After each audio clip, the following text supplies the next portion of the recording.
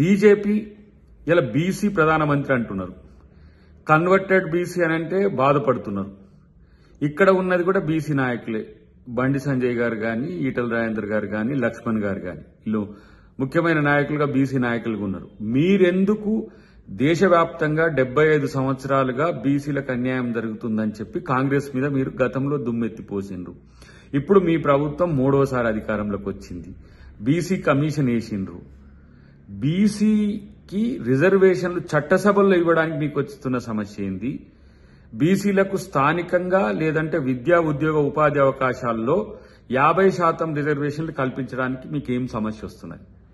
మీరీడ రాజకీయాల కోసం ఇష్టానుసారంగా మాట్లాడుతున్నారు. ఏదో అవునంటే కాదనిలే అన్నట్టుగా మీరు చేస్తున్న ప్రయత్నాలన్నీ కూడా చూస్తున్నాం. కానీ మేం డిమాండ్ చేస్తున్నాం. రేపు మా ముఖ్యమంత్రి గారు కూడా కేంద్రాన్ని డిమాండ్ చేయబోతున్నారు. మా రాహుల్ గాంధీ గారు కూడా ప్రధానమైన ఆశయం అదే. బీసీలకు రిజర్వేషన్లు సాధించడమే రాహుల్ గాంధీ గారి జీవిత లక్ష్యం.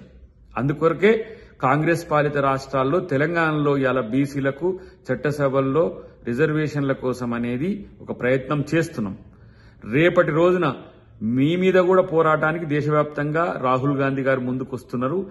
మేం పాలించే రాష్ట్రాలు, అది కర్ణాటక కానీ, హిమాచల్ ప్రదేశ్లో కానీ, జార్ఖండ్లో కానీ ఆ ప్రయత్నాలు మేము చేస్తాం.